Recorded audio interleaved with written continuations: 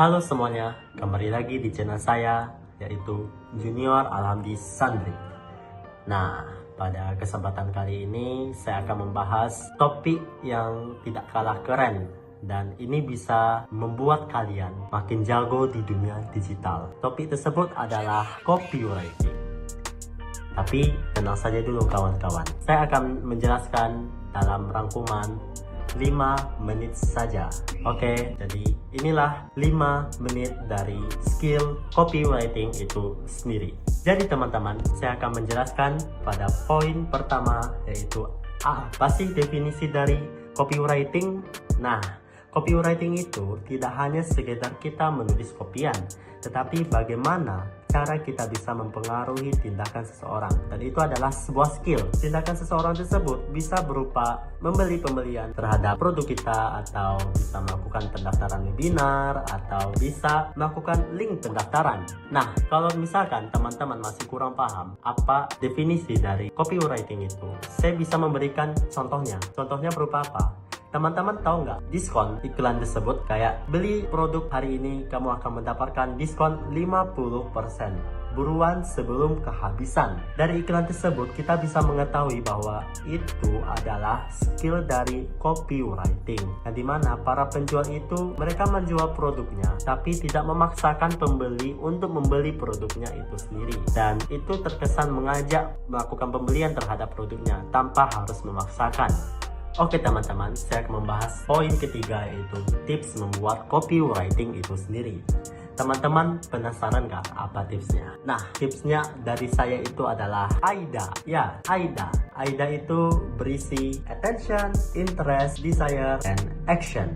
Pada attention, kita harus bisa menarik perhatian orang-orang. Seperti iklannya, bagaimana cara kita menyelesaikan kuliah secara cepat. Jadi ini bisa menarik perhatian para mahasiswa atau mahasiswi tersebut. Yang kedua adalah interest. Kita harus membangun ketertarikan mereka. Itu seperti bagaimana cara kita mempertahankan IPK tinggi walaupun kita sering nongkrong. Nah, mahasiswa-mahasiswa yang sering nongkrong tersebut pasti langsung muncul ketertarikannya dari iklan tersebut, yaitu bagaimana cara kita menjaga IPK tinggi. Selanjutnya adalah desire, yaitu dimana kita bisa membangkitkan seseorang. Contoh dalam iklan, inilah tips cara membuat skripsi dalam waktu 30 hari, dan dimana ini bisa membangkitkan para mahasiswa atau mahasiswi tersebut yang sudah mengalami depresi atau tekanan mental lainnya. Mereka masih punya harapan gitu setelah melihat iklan kita mengenai tips menyelesaikan skripsi dalam waktu 30 hari. Dan yang terakhir adalah action. Orang-orang tersebut harus melakukan tindakan, seperti dalam iklan, klik tautan ini mengenai info selengkapnya. Jadi mahasiswa yang sudah penasaran atau mahasiswa sudah membangun ketertarikannya atau yang sudah bangkit, mereka harus melakukan tindakan, seperti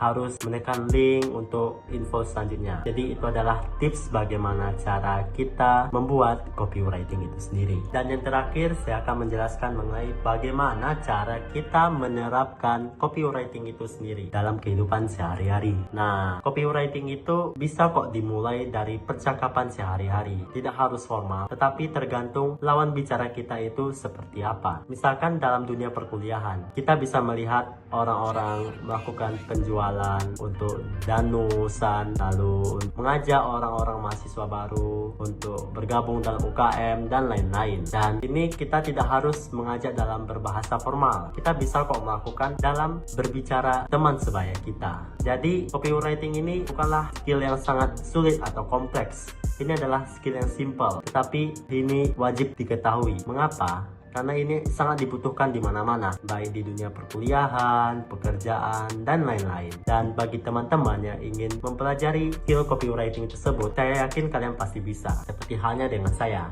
juga menjelaskan mengenai copywriting itu sendiri untuk mengajak kalian bagaimana cara membuat copywriting atau melakukan tindakan copywriting. Jadi kita semua ini sama-sama belajar. Practice makes perfect, dan jangan menyerah terhadap sesuatu. Dan kita harus menyelesaikan apa yang sudah kita berbuat. Oke, see you teman-teman yang sudah melihat video saya. Semoga penjelasan dari saya ini bisa menangkap materinya. Thanks for all.